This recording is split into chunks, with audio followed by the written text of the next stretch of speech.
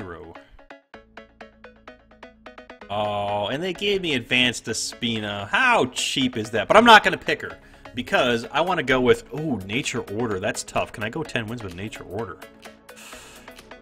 So Reverence is an interesting one. Okay, so here's... yeah, absolutely. You do have to give them a lot of leeway. They are still in development as well.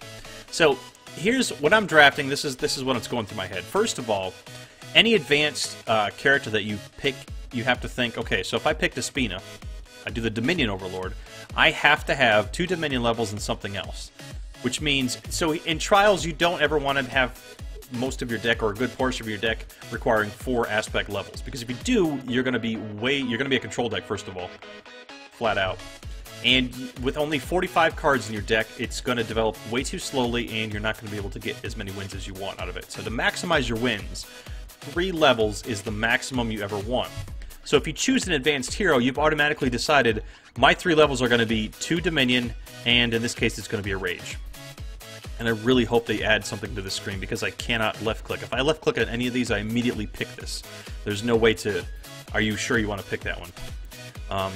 If I pick Nieva the Revered, Reverence is a cool skill, but I've automatically told myself I need 2 nature levels and 1 order level. So anything that I pick that has more than 1 order level, an order card that requires more than 1, is pretty much out the board. Which means something like Antriel is not going to happen, because I'm not going to pick Antriel, even though that's a great card in Trials, because I need 4 levels.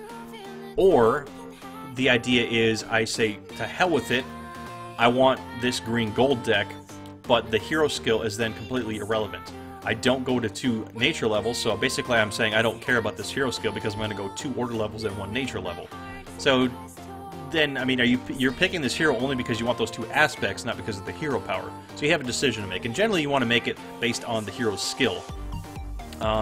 So that's why I don't usually like the heroes, the advanced heroes, because it kind of dictates.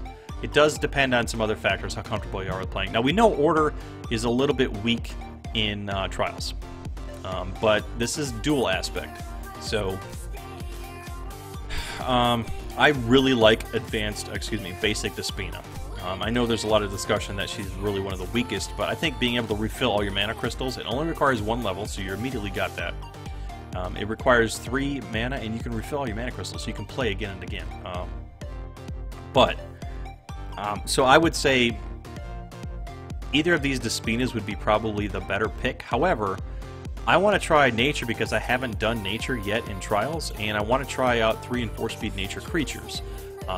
And that means I'm going to center heavily, or focus more heavily on the Nature aspect, not so much on the hero aspect, or on the Order aspect.